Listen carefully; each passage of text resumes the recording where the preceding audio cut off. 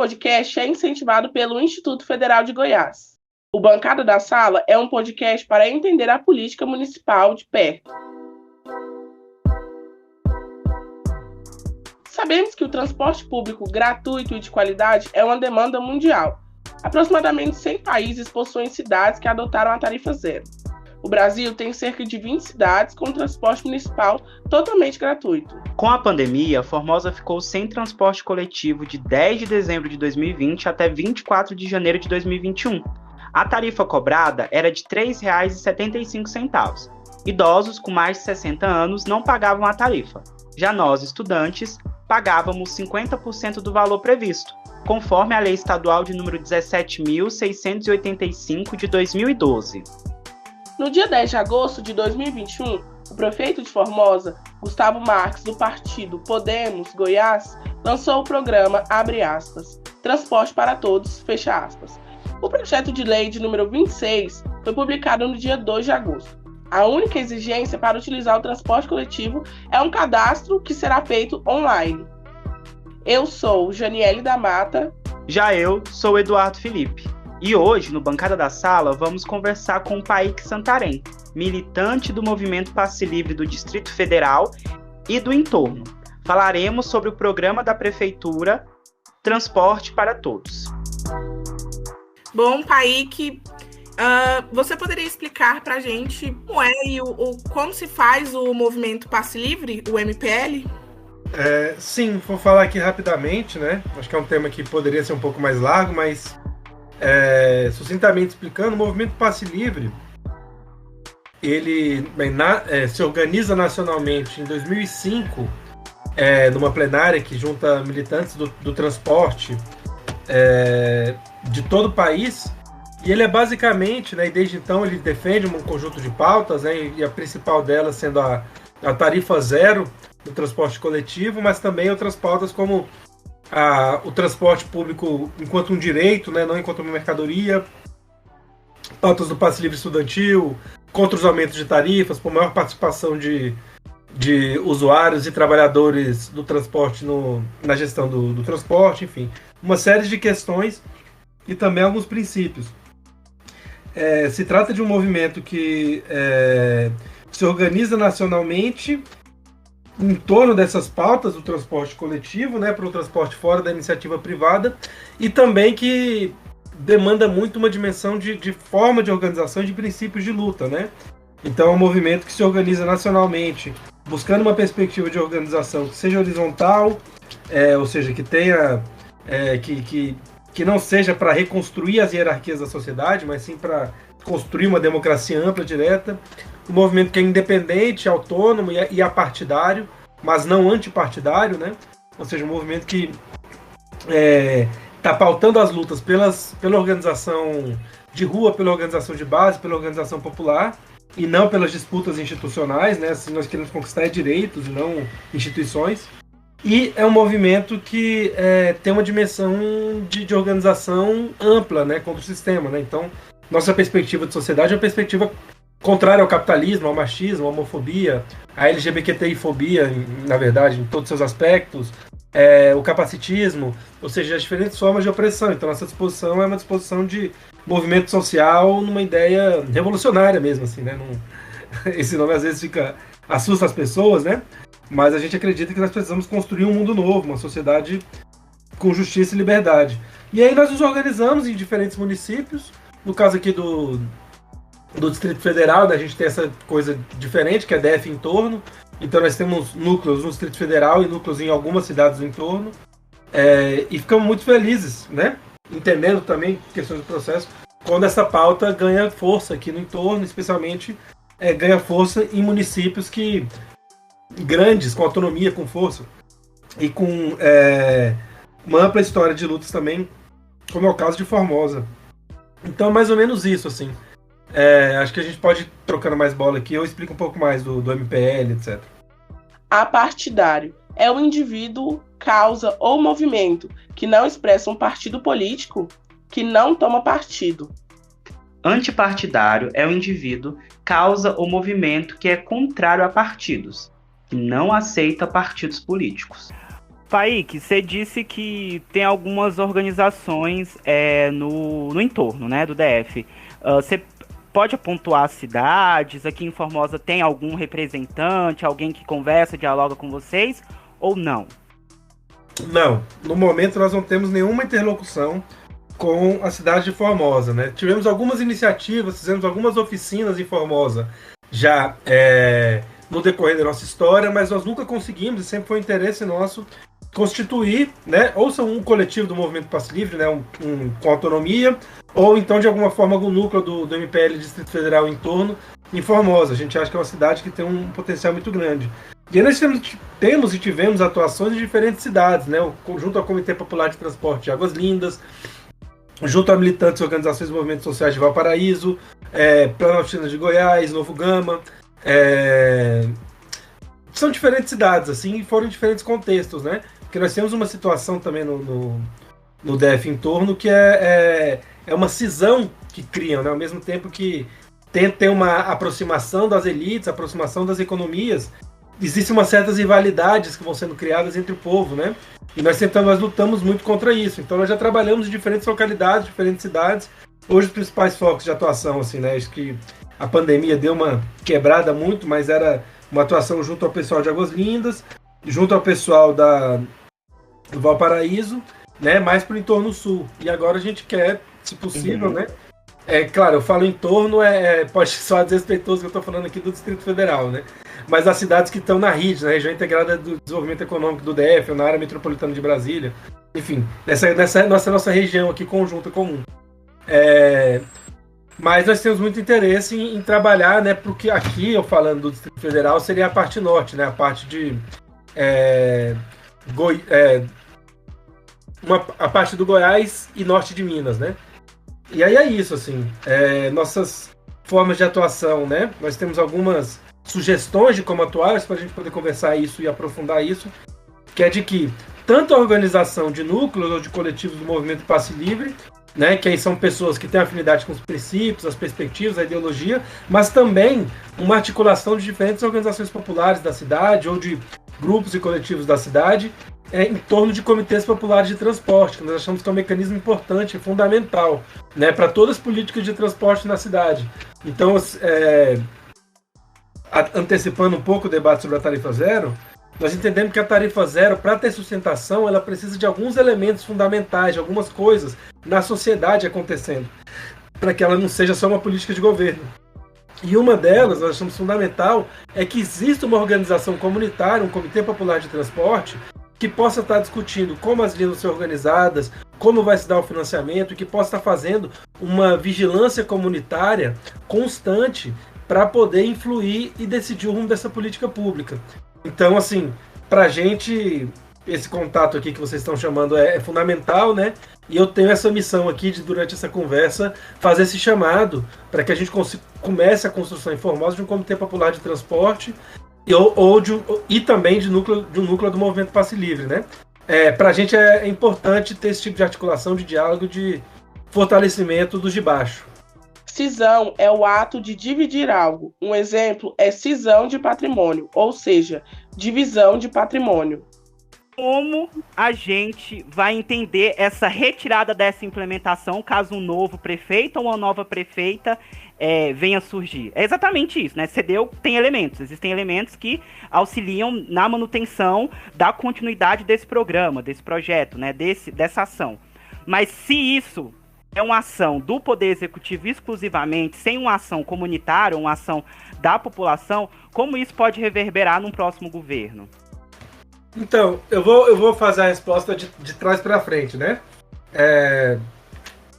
A primeira coisa é assim, para você garantir uma política pública, você precisa construir participação popular nela. Sem isso, não existe forma de uma política pública se sustentar no longo prazo. É quando a população se apropria da política que foi construída, né, entende os elementos e toma a direção dele, é que essa política para de ser uma política de mandato e passa a ser uma política da sociedade, né? Passa a ser uma política constante, perene, uma política que tende a se evoluir.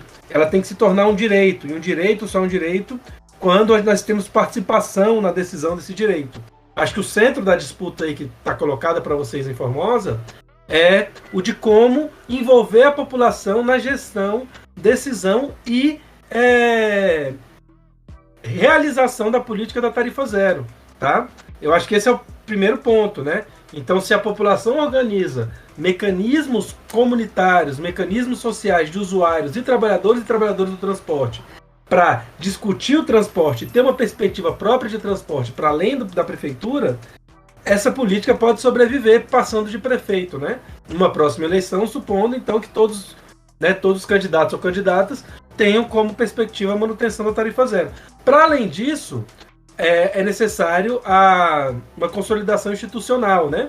Então, uma consolidação institucional que a gente fala em que sentido? Isso tem que se tornar lei, isso tem que ser legislado, isso tem que estar organizado aí, ou seja, qual é a forma de financiamento, qual é a forma de gestão e etc. Isso tem que ser tornado política pública. Isso não pode ser uma medida provisória de um prefeito, né? Uma ação intempestiva de um prefeito, né? Então é importante entender também como, do ponto de vista da legislação, isso está organizado para ser consolidado enquanto um direito, certo? E por fim, eu acho que os setores populares, né? A gente entende que o Movimento Passe Livre trabalha fundamentalmente para organizar usuários, usuárias e trabalhadores e trabalhadoras do transporte, né? Nosso foco principal, o setor social com que a gente atua é esse, né? Mas tem outros setores da sociedade que estão vinculados ao transporte, né? Tem os vizinhos, as vizinhanças, né? E os próprios usuários estão divididos, né? São estudantes, são idosos, são trabalhadores e trabalhadoras, né? Você tem o setor de comércio e serviços da cidade. Então é importante esse debate do transporte ser ampliado para todo mundo. Ou seja, toda a sociedade, né, no caso de Formosa, compreender como é o transporte, o que é o transporte e qual é o rumo que a sociedade quer dar para o transporte. Né? Então esse é o caminho que a gente entende. Nós entendemos que a disputa que está dada aí agora é a política da tarifa zero. Deixar de ser uma política burocrática, eleitoral, e de uma elite política para se consolidar enquanto uma política popular, uma política pública, uma política ampla, tá? Esse é o primeiro ponto. O segundo ponto é o seguinte: o transporte coletivo, né? Nós debatemos isso há pelo menos 16 anos, né? No caso do Movimento Passe Livre, nacionalmente a gente se organiza em 2005, no caso do DF em 2004. No final de 2004 a gente se organiza no DF e no começo de 2005 o Movimento Nacional é criado. O transporte coletivo, ele é três coisas que a gente tem que entender. Ele é um serviço essencial para a sociedade. A Formosa ficou alguns meses sem transporte coletivo, até ser implementada a tarifa zero agora, né? E assim, nós buscamos, etc., muitos relatos de que a sociedade estava travada, porque as pessoas simplesmente não estavam conseguindo circular, tendo que pagar preços caríssimos ou tendo que se virar para rodar na cidade. Então, a sociedade tinha parado de funcionar no tempo que ela ficou sem ônibus, né? Então ela precisa ter, toda a sociedade, toda a cidade precisa de um serviço de transporte, algumas mais, outras menos, a depender da distância e da densidade dela, né? Mas o transporte é um serviço essencial para o funcionamento da cidade. Como serviço essencial, então, ele não pode ser pago só por quem utiliza, que é a parcela mais pobre da população normalmente. Ele tem que ser pago porque se beneficia, que é a parcela mais rica, né? Então essa é a primeira coisa que a gente entende. Quando a gente defende a tarifa zero, nós defendemos que não é que a gente defenda que o transporte não tenha custo nenhum, nós defendemos que o transporte seja pago pelos ricos, ao invés de ser pago pelos pobres. Então esse é o primeiro ponto. Como serviço essencial, ele tem que ser pago pelos ricos, e sendo pago pela parcela mais rica da sociedade, ele não fica volátil à crise econômica, certo? Fica menos volátil à crise econômica, digamos assim, tá? Então esse é o primeiro ponto. O segundo ponto é que o transporte é um direito, né? Assim como saúde, assim como educação. E é um direito hoje não é conquistado, né? A partir de 2014, 2015, nós conquistamos, né, com muita luta, né, e o movimento de participação direta, muito relevante nisso, junto com outros setores, conquistamos a inclusão na Constituição do transporte coletivo como direito essencial, como direito social. Então, como um direito social, sendo que o transporte é um direito, toda a organização em torno do transporte tem que estar entendendo que ele é um direito nosso, ele não é um benefício de qualquer governo, ele não é uma benesse que um governante decide dar ou não dar pra gente. Ele é um direito essencial, ele é um direito social, constitucional e um serviço essencial. Por fim, o transporte ele envolve todos os setores da sociedade, né? O seu serviço essencial envolve todos os setores da sociedade. Então ele tem que ser debatido por toda a sociedade, certo? Ele não pode ser debatido por técnicos, por empresários do transporte, por elites políticas e burocráticas. E aí, assim, eu vou fechar isso aqui, né? Então, nesse terceiro ponto, o transporte está em crise no Brasil inteiro. Por quê? Porque a forma como ele está sendo financiada é a de uma mercadoria. Ele está sendo organizado por prefeituras e empresários de transporte para que os empresários de transporte tenham lucros exorbitantes, certo? E esses lucros exorbitantes, vindo da parcela mais pobre da população, né? Essa forma está em crise, porque muita gente está migrando para o carro, para o Uber, para a moto, tentando andar a pé, ou está sem dinheiro para pagar o transporte. Então, como o transporte está numa crise de financiamento, no Brasil inteiro, isso já tem algumas décadas, eles estão cada vez mais aumentando a tarifa. Só que em alguns casos, essas empresas simplesmente falem, não conseguem gerir o transporte, porque a população está cada vez mais pobre, está arrumando outras formas de se movimentar. Outras formas que são caras também, né? A pandemia acelerou isso pra caramba. Com a pandemia, muita gente parou de circular, porque teve os momentos de isolamento, e as pessoas depois foram buscando outras formas de circular que não o transporte coletivo, né?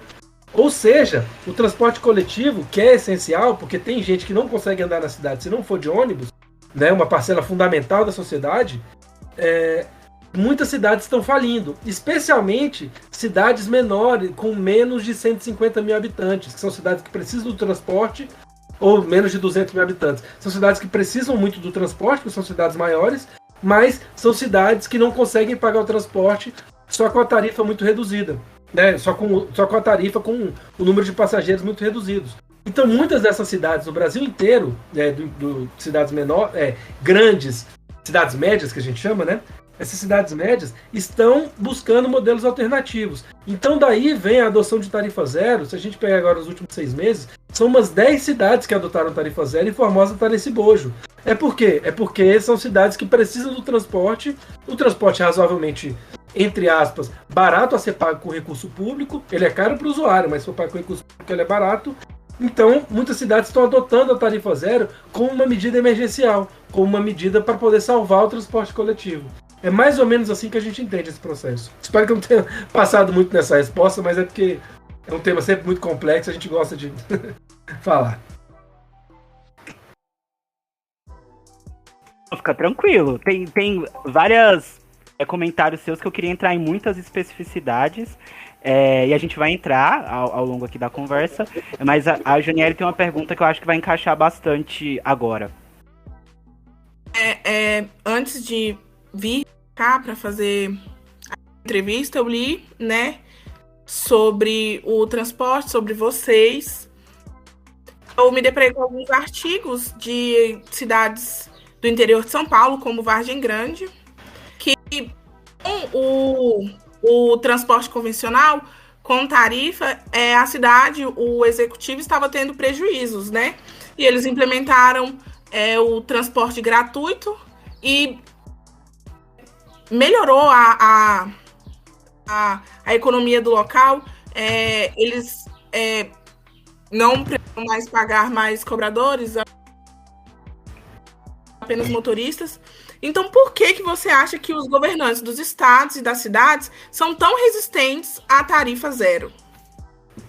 Você tocou em um ponto aí que eu acho importante que a gente coloca, e aí eu vou demandar uma próxima pergunta, agora eu vou focar nessa, sobre como a gente entende a qualidade do transporte na tarifa zero, né? Depois eu quero falar sobre os princípios que a gente entende sobre como a tarifa zero deve ser organizada.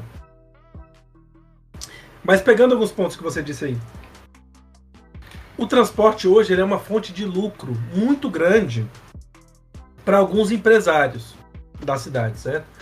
E por uma série de motivos. O dinheiro da tarifa, da passagem, né, o empresário de transporte, né, é uma figura muito forte na cidade, porque ele pode fazer algumas coisas, tá? Não estou dizendo que seja o caso de Formosa, etc., mas temos muitos relatos de coisas assim no país. O empresário de transporte, ele tem muito poder sobre a cidade, porque ele tem muito dinheiro vivo no caixa, direto, né, que é o chamado capital de giro. Ele tem muito dinheiro por dia, né? Então é um empresário que ele por dia ele circula em dinheiro vivo coisa de milhares de reais, né?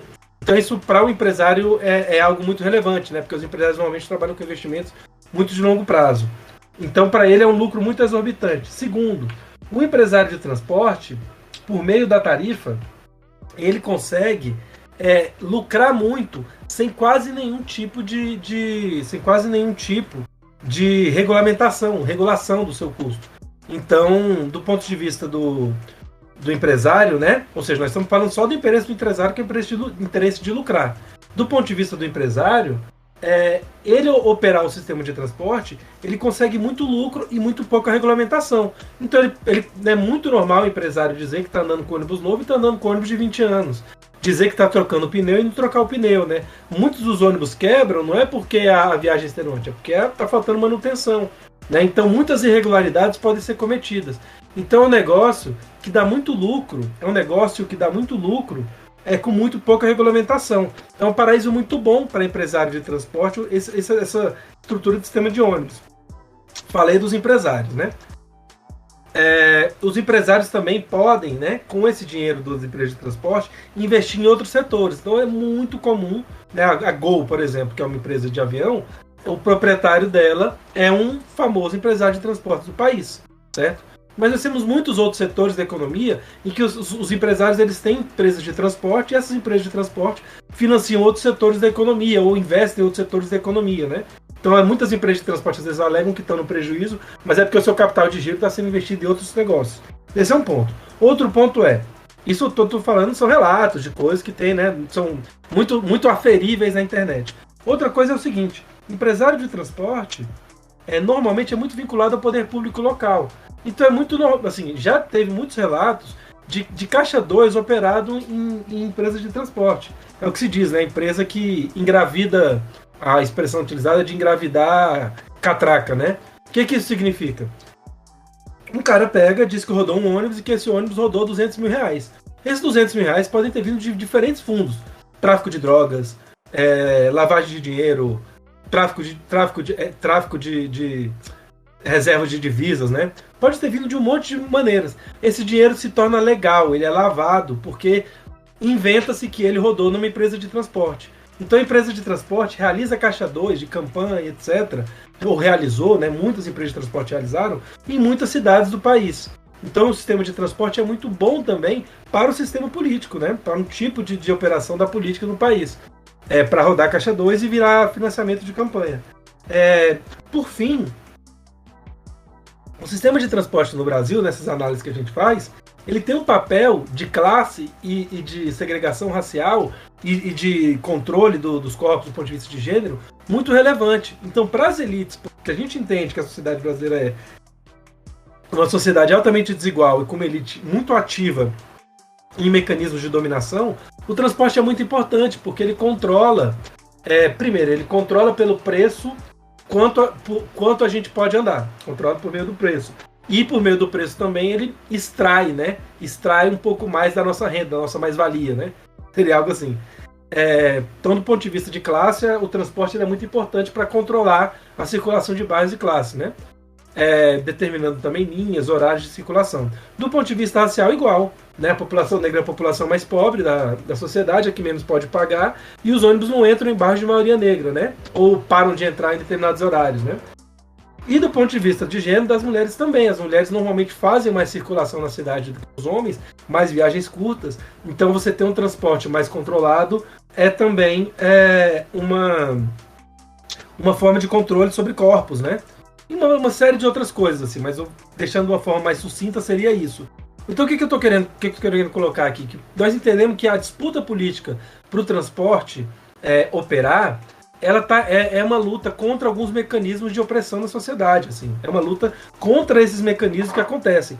Porque mesmo que o transporte, né, como você colocou, e a gente vê todos os dados isso, quando a tarifa é zero, né, quando a tarifa é zero, nós estamos falando de o investimento do poder público é um investimento X, mas do ponto de vista da população, o que isso representa de ganho, de gasto e de forma de circulação da economia local é enorme, porque a pessoa que pode circular mais, ela pode trabalhar em diferentes bairros da cidade, ela pode gerir ou criar situações de trabalho, de organização social em diferentes locais da cidade. Ela tem um dinheiro, né, que ela não vai gastar na tarifa, que ela vai gastar em outras partes da sociedade, ou vai investir em seus negócios, vai investir em seus projetos, né, ou na própria família, na própria casa, vai poder ter mais direitos, comer mais, etc. Então isso tem um boom na economia da cidade que é enorme, né? Então a tarifa zero ela tem um impacto econômico de uma natureza razoavelmente grande na cidade, né? Nossa perspectiva não é uma perspectiva assim de vamos aquecer o mercado capitalista por meio da tarifa zero. Nós entendemos que a tarifa zero ela tem impactos na autonomia, no aumento da possibilidade de circulação das pessoas na sociedade, né?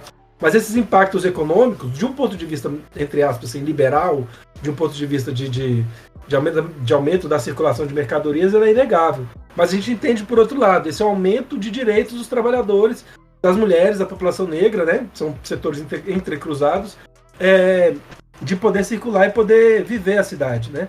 E aí tem um ponto, é por isso que eu queria falar do nosso perspectiva de tarifa zero. Nós entendemos que a tarifa zero, nós discordamos dessas pessoas que acham que com a tarifa zero não tem que ter 2 trabalhadores no ônibus. Nós entendemos que quem hoje trabalha como cobrador tem que ser mudado de função, mas tem que continuar empregado. Ou ser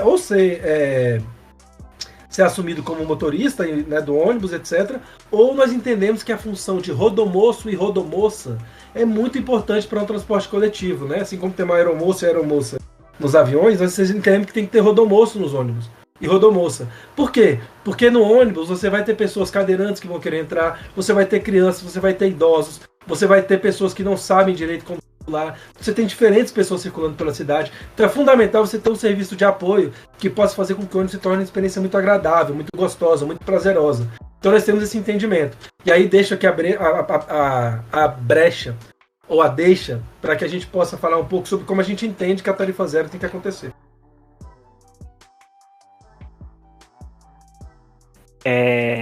Eu vou tentar Vou tentar te mostrar um pouco da realidade aqui de Formosa para você ver como as coisas se organizam aqui. Eu sou usuário, né, do transporte coletivo. Acho que é meu principal mecanismo de transporte. Acho que eu não tenho outro assim principal. Eu utilizo bastante, eu utilizava bastante antes da pandemia para ir para a faculdade, enfim. E eu utilizo desde 2014, vamos lá, final de 2013. Então, eu acompanhei diversos processos desse transporte coletivo aqui no município. Antigamente, esse transporte era feito por uma empresa privada, igual você estava explicando aí em um dos seus discursos. Era feito por uma empresa privada. Essa empresa privada, ela não tinha um acordo com a prefeitura, um contrato, uma licitação. Infelizmente, eu não posso provar isso aqui em áudio, né, ou anexar no podcast, porque foi uma conversa que eu tive com o prefeito da época. Eu acho que a conversa foi lá para 2016, 2017, por aí. O prefeito era o prefeito Ernesto Roller, e a gente foi, em uma das ações que eu participei, a gente foi reivindicar, né, o passe livre estudantil. Chegando lá nessa reunião para lutar pelo passe livre estudantil, né, de forma deliberativa com o prefeito Ernesto Roller, ele disse: olha, Eduardo, a gente não tem um contrato com a empresa de transporte não tem um contrato com a prefeitura. Essa empresa a última empresa, era a Aviação Itiquira. Essas empresas de transporte na cidade de Formosa implementa o transporte público e a gente, na verdade, transporte coletivo, e a gente não sabe o que a gente faz. Então, assim, tem uma lei estadual que garante, né, que vocês não paguem 50% do valor da taxa e os outros 50% seriam custeados pela prefeitura. Só que como a gente não tem um processo de licitação com essa empresa, a gente não pode fazer nada. Então a gente tem que esperar essa empresa desocupar o espaço para a gente conseguir ocupar com a empresa de forma legalizada ou tentar legalizar com ela. Essa foi uma narrativa que, né, o prefeito fez com a gente em discussão. Então, assim, existiram, né? Eu disse anteriormente que não existe uma luta, mas não existe uma luta organizada pelo passe livre, né? São indivíduos, né, em suas categorias, em seus grupos, aí no caso o movimento estudantil, que é o que eu faço parte. A gente foi em 2014, em 2016, 2017, 2018, pedir esse passe livre, pelo menos para os estudantes, né? Que era uma taxa significativamente muito cara para se rodar dentro da cidade, sendo que a cidade é relativamente pequena. Alguns problemas que a gente enfrentava com o transporte privado, né, coletivo privado, era o seguinte: ele só tinha 2 rotas. Em cidades grandes como Goiânia, Brasília tem linha não sei o quê. Aqui em Formosa a população chama da que vai e da que vem, né? A linha que vai para onde você quer e a linha que veio da onde você quer ir. Então essas linhas, elas rodavam a cidade toda, e como você disse também, ela contornava o centro, passava, assim, tinha umas ruas de acesso próximo dos setores periféricos, no entanto, não passava dentro dos setores periféricos, então contemplando uma margem mais no centro, e mesmo no centro de um ponto até o que você queria ir, por exemplo, vou dar um exemplo, eu saí aqui do ponto, para quem tá ouvindo vai saber, saí aqui perto do estádio Jogão da cidade e ia pro IFG. Eu demorava 1 hora, isso em 2014, para chegar na escola, né? Para chegar no IFG. Quando a empresa... Aí essa era uma empresa histórica de Formosa. Minha mãe disse que desde quando ela era viva, era esse povo que cuidava desse ônibus. Aí em 2017 mudou. Essa empresa supostamente quebrou, né? Esse foi o discurso dela. E chegou essa nova empresa que o prefeito Ernesto Roller não sabia como tinha chegado sendo prefeito de Formosa. Né? E aí ele pegou e disse que essa empresa, que a Aviação Antiqueira, chegou e ela começou a fazer várias rodadas, né?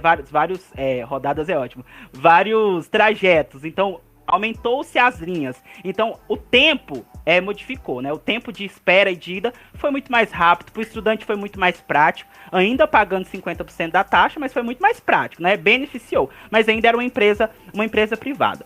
No início da pandemia, basicamente a empresa falou, olha, não tem ninguém mais usando, porque a principal fonte de renda dessa empresa, de fato, era os estudantes. Porque os trabalhadores, aí vai ser um outro ponto que eu vou entrar no futuro, optavam muito mais pelos mototaxistas, né? Eles têm os moradores de Formosa, os trabalhadores, eles têm uns acordos que eles pagam os mototaxistas por mês, porque o transporte público era um caos, né? Eu não posso falar que é um caos ainda, porque agora com a tarifa zero, porque eu ainda não usei. Mas enfim, aí essa linha começou a ter problemas devido à pandemia, e aí pediu recurso para a prefeitura, pediu ajuda. E aí o atual prefeito, Gustavo Marques, segundo a empresa, negou prestação de serviço. Aí, como você disse também, Formosa ficou um tempo depois que essa empresa desistiu, porque não tinha subsídio para manter a empresa na cidade, desistiu, largou o transporte público. A gente passou por um período... tô me estendendo, mas é para no fim gerar pergunta. A gente passou por um período sem o transporte público, e aí a prefeitura assumiu nesse ano, dia 24 de janeiro de 2021, assume, né, cobrando da população o valor, né, a taxa, garantindo o transporte gratuito para idosos, pessoas com necessidades específicas. Para os estudantes ainda não tinha nenhuma norma, nenhuma resolução normativa para dizer como seria, porque está todo mundo, ou quase todo mundo, em ensino remoto, pelo menos da rede federal, né, dos ensinos superiores. Não teve nenhuma norma, porque não ia se usar, estudante não ia se usar esse transporte. Aí, do nada, eu vou até usar esse termo meio jovial, né, Janiele? Do nada, o prefeito, dia 10/8, né, emprega essa tarifa zero no ônibus, do nada, sem ter prometido na campanha dele anterior, que ele foi reeleito, tá? O Gustavo Marques estava na gestão passada, aí foi reeleito sem fazer proposta de tarifa zero, implementou o ônibus cobrando taxa dos moradores, né? E aí foi um transporte coletivo da prefeitura, depois ele retirou a tarifa zero. E aí, do nada, ele implementa, sem fazer campanha. A gente não pode entender ele como uma pessoa, um prefeito bonzinho. Ele nunca tinha pautado esse discurso em nenhum espaço. E aí, do nada, novamente, ele surge com essa programa, né? Programa. E aí, lá no seu projeto de lei, porque quem propôs foi o executivo, né? Ele vai dizer que ele estava argumentando, né, pedindo para os vereadores aprovarem esse projeto, dizendo que o transporte público ele garantiria a toda a população, né, a todo o município de Formosa, a utilização de um transporte gratuito, e para além disso iria fomentar o comércio, a geração de emprego, né, pois permitiria que toda a população tivesse certa mobilidade urbana. E aí que vem a pergunta, que eu nem sei se eu tenho que fazer para você ou se necessariamente é para o prefeito, mas aí eu quero entender como você entende isso. Da onde o prefeito tirou do nada essa ideia? Será que foi devido, sei lá, os estilhaços das reivindicações do movimento Passe Livre em 2013, em São Paulo? Ou será que foi devido a alguma ação nesses últimos anos do movimento Passe Livre? Da onde? Se você puder me explicar, e eu vou perguntar para ele também posteriormente, da onde será que o prefeito surgiu com essa ideia? Eu acho que você já respondeu na sua pergunta, mas eu vou te contar aqui vou te contar aqui primeiro uma história de como nós conquistamos o passe livre estudantil aqui no Distrito Federal, que é muito parecido com o que você está colocando, e depois a gente chega nessa de por onde deve ter vindo, né? Acho que, claro, o prefeito vai ter características melhores para responder, né? Tem uma situação curiosa antes de eu contar isso, é de que as redes sociais, a Prefeitura de Formosa tem interagido bastante com a página do Movimento Passe Livre do Distrito Federal em torno. A gente tem achado curioso. Eles compartilham o que a gente coloca, etc, né? Então, assim, tem uma pista aí para você. Mas, no caso do Distrito Federal, por exemplo, o Movimento Passe Livre ele nasceu, né, em 2004, lutando por passe livre estudantil. Depois, né, em 2007, 2008, que a gente avança para a pauta da tarifa zero. E nós lutamos muito vigorosamente pelo passe livre estudantil aqui no Distrito Federal. E a partir dessa luta pelo passe livre estudantil, nós chegamos a aprovar na Câmara Legislativa a revelia do governador um projeto de passe livre. E como a gente aprovou a revelia do governador, ele entrou no Supremo Tribunal Federal e derrubou o projeto, né, com o chamado vício de origem, porque só o executivo pode criar projeto de gasto para ele. E aí, ok, né, fomos derrotados, mas seguimos na luta, já estava lutando pela tarifa zero, quando, em uma crise do transporte, em 2009, o então governador do Distrito Federal tira a tarifa zero da cartola, o passe livre estudantil da cartola. Ele que propôs, com uma iniciativa dele, né? E com as mesmas perspectivas, com as mesmas pautas que o movimento Passe Livre tinha apresentado, né? Então, e depois a gente faz uma pressão, faz um debate público, e ele reconhece que foi a partir das pautas da demanda do movimento Passe Livre que ele apresentou essa proposta. Claro que tinha maracutaias, mutretas e uma série de coisas, repasse de dinheiro para empresas, né, e uma ideia dele de não aumentar a tarifa em ano pré-eleitoral. Mas qual foi a nossa leitura? É de que a pauta não chegou no governo do nada e nem foi uma ideia brilhante dele. Foi de que nós construímos de tal forma uma legitimidade social para essa ideia de que um governo propor isso não soa um absurdo. Então nós, entre aspas, nós conquistamos na sociedade a proposta, né, nesse caso a do passe livre estudantil, e quando o governo a propôs, apesar de parecer uma ousadia, boa parte da sociedade já estava convencida de que deveria ser daquela forma, né? Então é mais ou menos isso, um pouco essa lógica que eu quero colocar para você. A coisa não é propriamente linear. Certamente, olha, a pauta da tarifa zero no transporte coletivo no Brasil, ela tem uma história, né? Acho que nós temos alguns livros, nós temos muito interesse da gente repassar para você algumas publicações, né, que nós temos sobre o assunto e materiais que vão ajudar vocês bastante a analisar. De repente a gente monta um grupo de estudos ou um grupo de ação, enfim. Estou sempre pensando na possibilidade da gente criar coisas práticas e coisas que aprofundem nossa interação, né? Mas ela surge no Brasil no começo dos anos 90, né, na gestão da prefeita Luísa Erundina, quando o secretário de transportes dela, hoje um grande parceiro, um grande amigo do Movimento Passe Livre, né, membro honorário, seria assim, né, o Lúcio Gregóri, propõe a tarifa zero no transporte coletivo. E ganhou uma certa repercussão aquela pauta, depois ela foi, quando ela não é aprovada na Câmara de São Paulo, ela meio que acaba, né? Então no meio dos anos 90 meio que se para de falar disso. Quem retoma essa pauta no Brasil, sem sombra de dúvidas, ninguém falava disso, é o Movimento Passe Livre. Tá? A partir de 2007 e 2008, quando nacionalmente o movimento coloca essa pauta em expressão e começa progressivamente a defendê-la, muitos setores da sociedade começam a tomar contato com essa ideia do passe livre estudantil. E muitos setores começam a propor outras formas de passe livre estudantil, né? E aí no mundo inteiro também a gente se conecta com organizações e outros países do mundo que tem a pauta do passe livre estudantil por diferentes caminhos, né? Na Europa, por exemplo, eles propõem o passe livre do transporte, mas é pela questão ecológica, não é muito pela questão social. É para reduzir o uso de carro. Nos Estados Unidos é um pouco pela dimensão racial do transporte, né? Na América Latina você tem disputas em diferentes grupos. Então essa pauta tem um momento histórico do mundo que ela ganha um volume também. Mas no Brasil, quem retomou o debate do passe livre estudantil, falo isso sem nenhum querer pisar no leão, pisar na cabeça do leão morto, foi o movimento passe livre, né? Nós retomamos isso a duras penas, sendo chamados de loucos, malucos, inconsequentes, né? Ali no final da primeira década do século XXI, né? Em 2008, ali, 2009, a gente começa esse debate de forma bem acentuada. E em 2013 esse debate explode.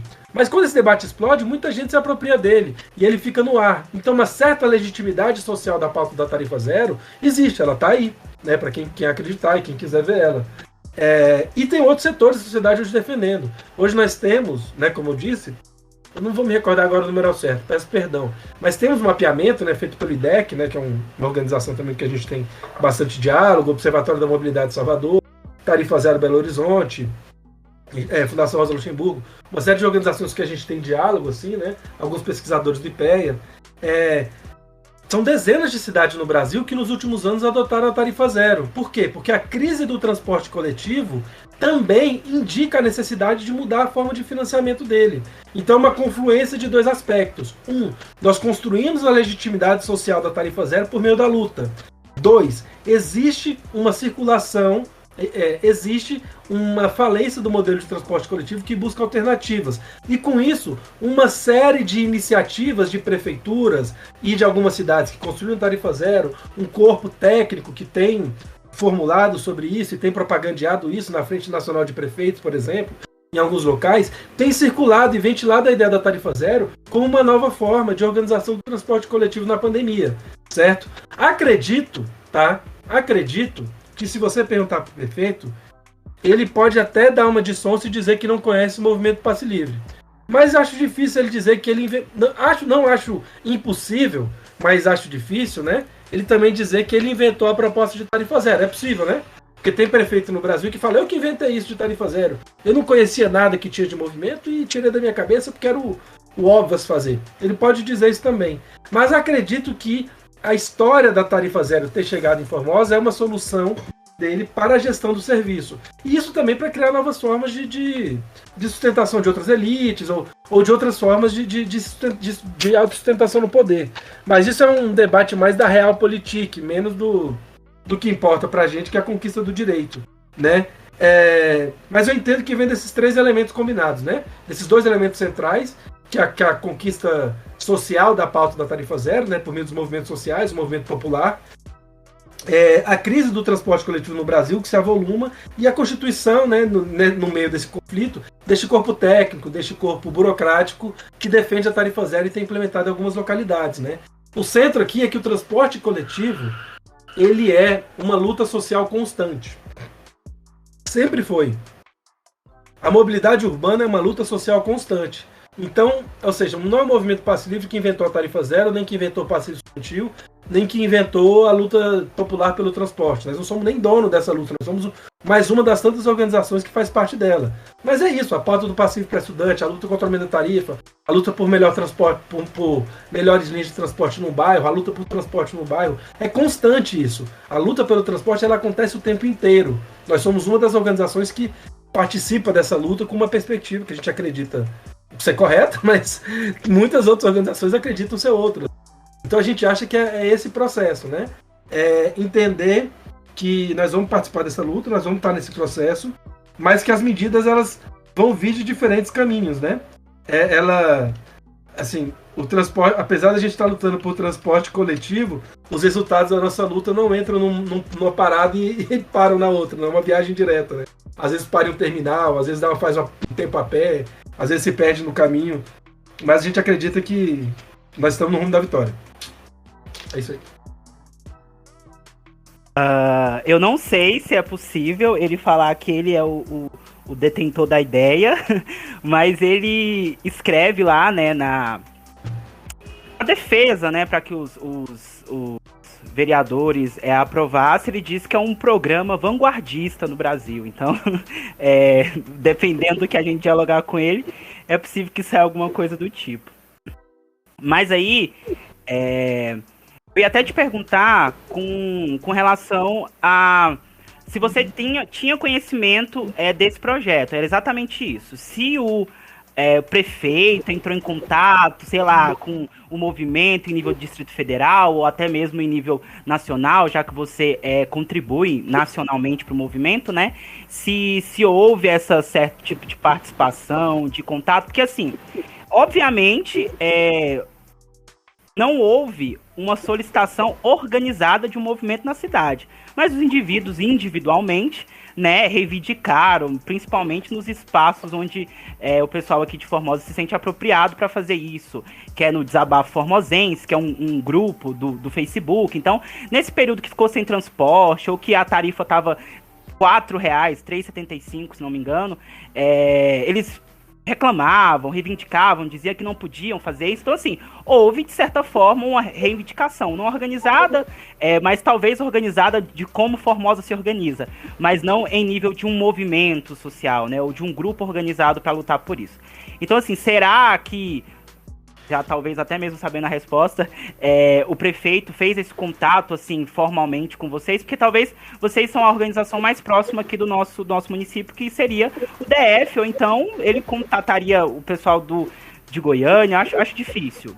Conta aí pra gente se houve alguma coisa, se você teve conhecimento do projeto antes dele ser implementado, que até aqui mesmo no município ele aconteceu, eu não vou dizer na surdina, porque eu soube um pouco antes, mas assim, foi do nada, novamente, né?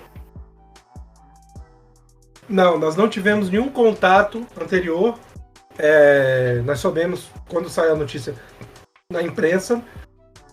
Muitos municípios do país têm feito, eu tô insistindo nisso, muitos municípios do país têm adotado essa política de tarifa zero, então talvez um tenha inspirado o outro. Mas normalmente o anúncio já vem fechado mesmo, né? É muito difícil ter debate anterior quando vai anunciar esse tipo de medida. Os motivos aí a gente pode discutir depois, mas normalmente não tem um debate público anterior. O Movimento Passe Livre, nacionalmente, é uma federação, né? Nós somos um dos entes federados ao Movimento Passe Livre Nacional. E não teve contato também com nenhum outro movimento, com nenhum outro MPL, né? Com nenhum outro MPL do Brasil. E nem com as organizações com que a gente tem contato, né? Com as organizações que defendem tarifa zero, né? Tem um conjunto de organizações no Brasil que defendem a tarifa zero, que a gente tem contato e relação. Nenhuma delas também. Tá? Suponho, mas é uma suposição, né? Eu posso estar errado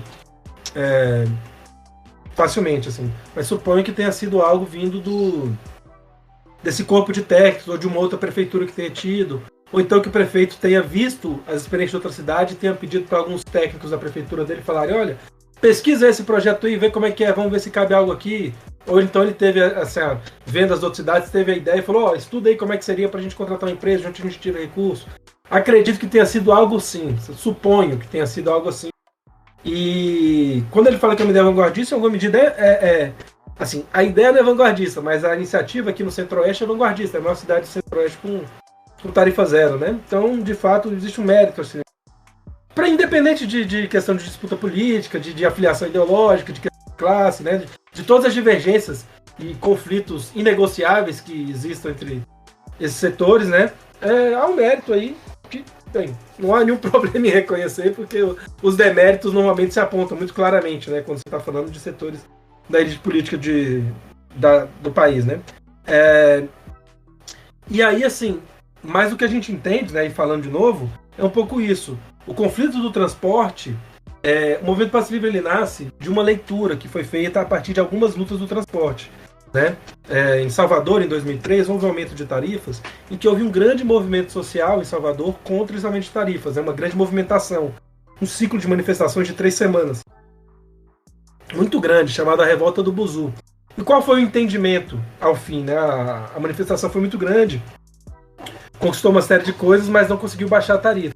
E qual foi a leitura do pessoal na época? A falta de uma organização, de um movimento social focado, que entenda o transporte, compreenda a história do transporte coletivo na cidade, que entenda como as disputas estão organizadas entre prefeito, empresas e população, que estimule a organização de usuários e usuários de transporte, é fundamental.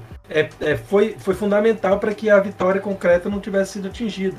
Então a necessidade de um movimento social, de uma organização, né, ou de um conjunto de organizações que se articulam para observar, atuar e propor constantemente sobre o transporte é fundamental para se obter conquistas no setor, para não ficar sendo jogado de um lado para o outro, de uma política para outra.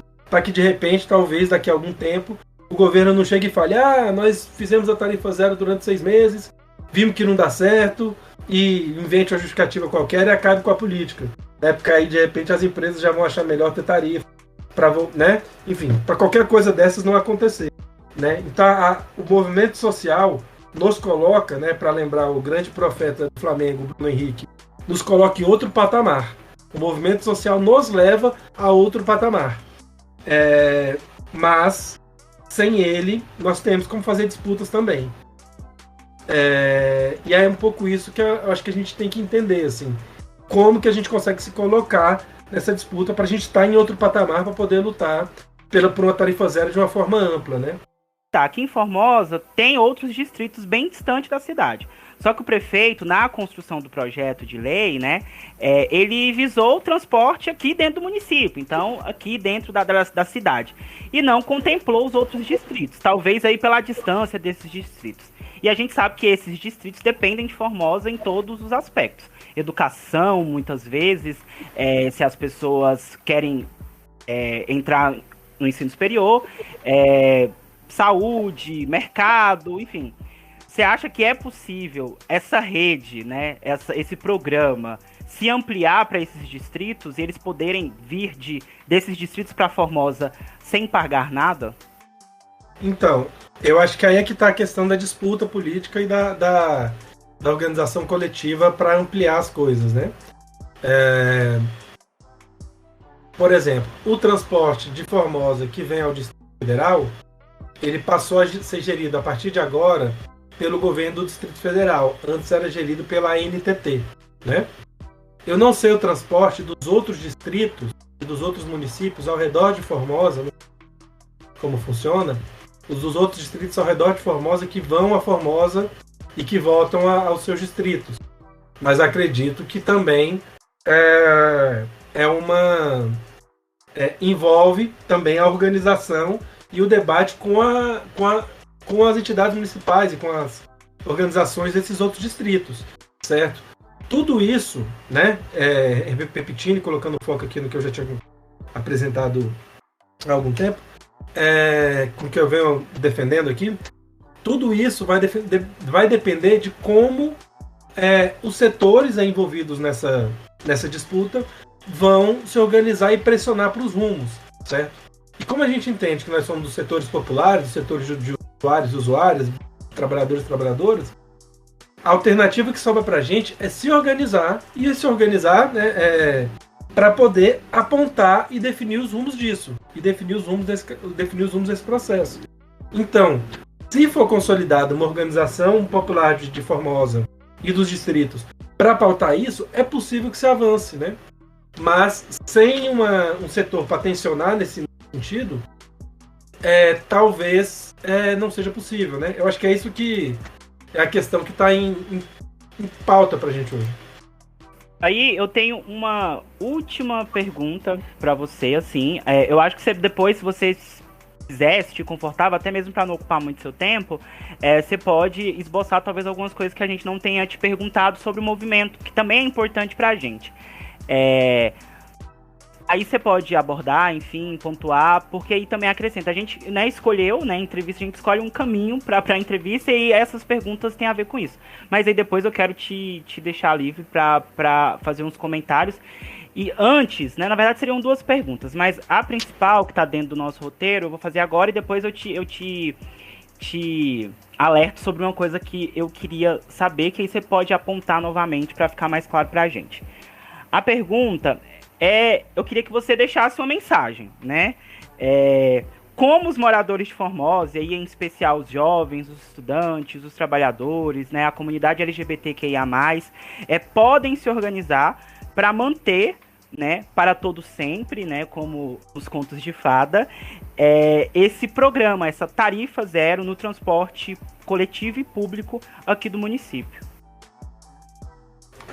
Bom, o que a gente acredita, né, é na necessidade como nosso modelo, como a gente acha que isso pode ser feito, né, para a gestão popular do transporte ser consolidada. Um primeiro caminho é a organização de um Comitê Popular de Transporte de Formosa, né? Acho que é um comitê que junte as várias entidades de Formosa, né? Nós temos incentivado a constituição de comitês populares, né? E para esse incentivo começar, a gente se organizou enquanto Movimento Passe Livre e incentiva a constituição de comitês, dos quais a gente faz parte, mas como mais uma das organizações. A construção de um Comitê Popular de Transporte, ou de uma Assembleia Popular de Transporte, ou de... Enfim, acho que cada um define, né, como o nome se dê, mas de uma organização popular que discuta o transporte da cidade. Tá? Segundo ponto, essa organização, esse Comitê Popular de Transporte, na nossa leitura, como a gente acha que deve agir, esse comitê deve construir mecanismos de entender, né, e se apropriar de como funciona o transporte na cidade, se apropriar tecnicamente, né, entender qual é a história das empresas, olhar as planilhas, olhar os custos, ver o que tem, o que não tem, o que não tiver, buscar, ir atrás, etc. Né? Então, também dá uma entendida no processo para não ficar sendo enrolado por papo tecnocrata. Tá? Para além disso, esse comitê precisa, na nossa leitura, estimular a organização e o debate com os setores de Formosa, especialmente com usuários e usuários de transporte. Né? Então, o mecanismo que a gente tem construído aqui é o de agentes populares do transporte, ou fiscais populares do transporte, que são pessoas que, usuários e usuários do transporte, que têm mecanismos para denunciar, tal ônibus não chegou no horário, tal linha, tal ônibus quebrou, tal ônibus está muito enrolado, e discutir os melhores caminhos de transporte e denunciar os caminhos ruins, né? Então tem uma rede também de solidariedade entre usuários e usuárias, né? Para além disso, tem que ser construída, né, e tem que ser articulada aí uma pauta política do que a população de Formosa quer do seu transporte, certo? Ou seja, esse Comitê Popular de Transporte, né, a organização que esteja incentivando isso, tem que construir um caminho. Queremos que o transporte seja tarifa zero para Formosa e para os distritos. Que as linhas sejam discutidas em uma... como é que posso dizer? Sejam discutidas em uma assembleia de transporte da cidade. Que nós tenhamos uma gestão de tal e tal forma. Que o financiamento do transporte coletivo seja feito por tal e tal setor. Ou seja, uma pauta que possa ser discutida e possa ser apresentada, né, e que seja um polo popular, um polo social de leitura do transporte, né? E por fim, é sempre necessário pensar em mecanismos de mobilização, de ação de rua, né? Ou seja, de ocupar a política da cidade com a pauta do transporte. Acho que se trata disso, né? E aí discutir com os outros setores da cidade, né? Discutir com as escolas, discutir com as organizações culturais, discutir com as organizações de periferia, discutir com as organizações religiosas, discutir com as organizações do comércio, discutir com os diferentes setores da cidade como se entende o transporte. É uma construção mesmo popular de uma robustez, de um caminho próprio do transporte por parte da população. Esse é o caminho no qual a gente acredita, pelo qual a gente tem trabalhado. A duras penas, né? Com vários reveses, mas é por aí que a gente acha que as coisas têm que caminhar. E por fim mesmo, só conta pro pessoal onde eles podem encontrar o Movimento Passe Livre, onde eles podem buscar informação, talvez se organizar nesse comitê, onde as pessoas podem acessar esse espaço de discussão para implementar aqui no nosso município. Nas redes sociais, enfim, o que você preferir. Bem, nós temos as nossas redes sociais no Facebook, né, MPLDF, o Movimento Passe Livre. No Instagram também, Passe Livre DFE, o Passe Livre São Paulo, o Passe Livre Floripa, o Passe Livre Recife, o Passe Livre Niterói, tem as várias cidades, né?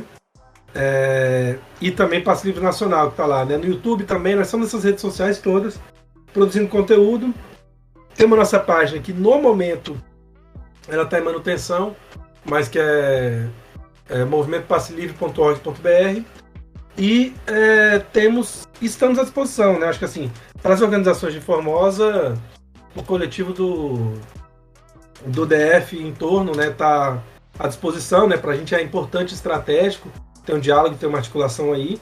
Eu estou falando assim, não estou falando da minha opinião, estou falando que o Movimento Passe Livre do Ciferão em torno discutiu quando me delegou para fazer essa tarefa aqui de conversar com vocês, que nós temos muito interesse em estreitar laços e trabalhar fundamentalmente para construir aí. Então quem estiver ouvindo, né, que for de Formosa, procure o Movimento Passe Livre do Distrito Federal em torno, MPL-DFE, Passe Livre DFE no Instagram, e também procure vocês, já tem meu contato, a gente segue em diálogo aí. Estamos completamente à disposição.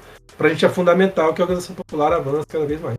Então, Kaique, eu agradecer você pelo seu tempo, pelas informações que você nos deixou, pela abertura do diálogo, né, entre a população de Formosa que precisa, né, dessa articulação e o MPL. E eu também gostaria de parabenizar pelo movimento, né, que é um movimento muito importante, um movimento que contempla as parcelas da população que precisam, que estão à margem, que precisam aprender a se organizar, e que não é só movimento que não é apenas sobre transporte, né? Como você deixou claro durante sua fala, que é sobre outros tipos de opressão, e que é importante conhecer, é importante apoiar, é importante fazer parte. Queria muito agradecer pela sua presença hoje, e eu devolvo a palavra para você. Certo, agradecer eu pelo convite, né? Talvez a gente possa seguir esse diálogo com um seminário sobre transporte, tarifa zero em Formosa, e a partir desse seminário debater a constituição de organizações e comitês aí. Estamos à disposição. Deixar aberto, né? Acho que eu pedi para falar isso algumas vezes e não coloquei ainda, mas a gente tem um modelo de tarifa zero. Eu acho que deixar ele aí no ar para a gente poder seguir esse diálogo e colocar ele em debate, colocar ele em discussão para avançar com vocês. Muito obrigado mesmo. Estamos à disposição para o diálogo. E é isso aí. Saudações abaixo à esquerda por uma vida sem catracas do Movimento Passe Livre Federal em torno e do Movimento Passe Livre Brasil também. Esse foi o episódio do Bancada da Sala sobre o transporte para todos, o podcast mais importante do nosso município. Siga o podcast no Instagram, @Bancada da Sala, e no seu aplicativo de reprodução favorito para não perder nenhum episódio. Até o próximo encontro! Esse podcast é produzido pelos estudantes Eduardo Felipe, Guilherme Rocha e Janiele da Mata, e coordenado pelo professor Clóvis Leite. A edição é de Gabriel Ramos. Esse podcast é um projeto de extensão financiado pelo Instituto Federal de Goiás.